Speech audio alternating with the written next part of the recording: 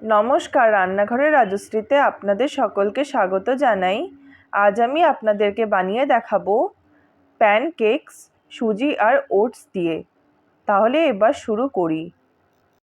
এর জন্যে ছোট এক বাটি ওটস আর ছোট এক বাটি সুজি নিয়েছি।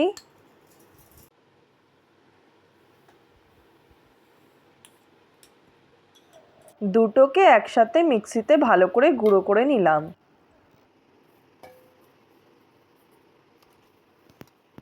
এবার এর মধ্যে ছোট এক বাটি ফ্রেশ টক দই দিলাম,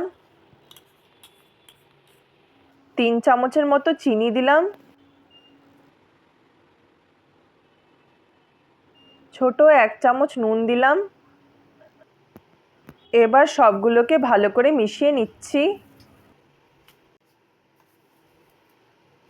এবার অল্প একটু জল মিশিয়ে ব্যাটারটাকে তৈরি করে নিচ্ছি।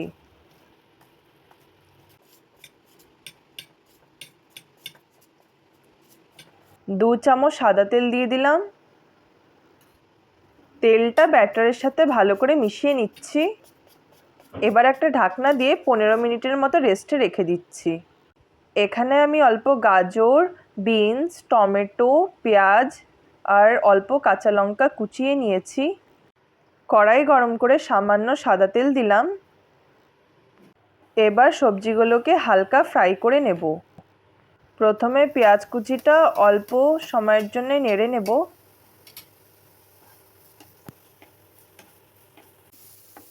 এরপর কুচনো গাজরটা দিয়ে দেব।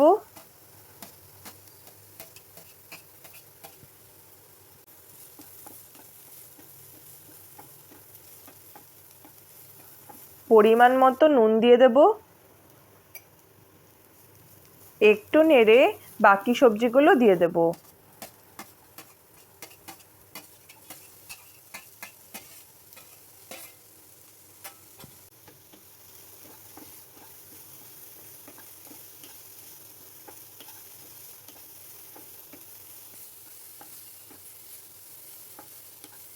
সবজিগুলো হালকা করে ফ্রাই করে নিলাম। এবার নামিয়ে নেব।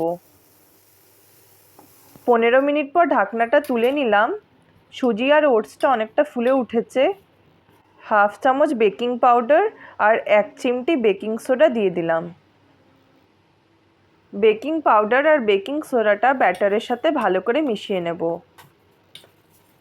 এর মধ্যে এবার অল্প কুচনো ধনেপাতা দিয়ে দেব।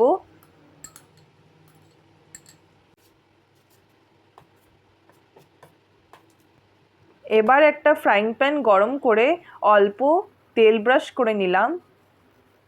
এবার গোলাটা হাতায় করে মাঝখানে দিয়ে দিলাম। অল্প সবজি চামচে করে ওপর দিয়ে দিলাম। চামচ দিয়ে হালকা করে চেপে দিচ্ছি। মাঝখানে অল্প টমেটো কেচাপ দিয়ে দিলাম। এবার ওপর দিয়ে একটা ঢাকনা দিয়ে 2 মিনিটের মতো লো ফ্লেমে রেখে দেব। 2 মিনিট পর ঢাকনাটা তুলে অল্প বাটার ব্রাশ করে দিচ্ছি।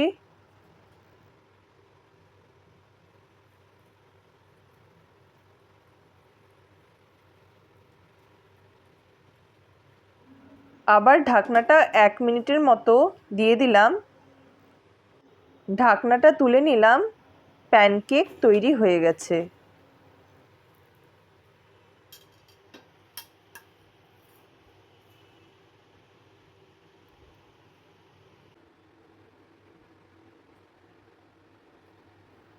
বাকিগুলো ঠিক এভাবে করে নিচ্ছি। প্যানকেকস সুজি আর ওটস দিয়ে তৈরি হয়ে গেছে। আমার এই রেসিপিটি যদি আপনাদের ভালো লেগে থাকে তাহলে প্লিজ লাইক আর সাবস্ক্রাইব করে দিয়েন।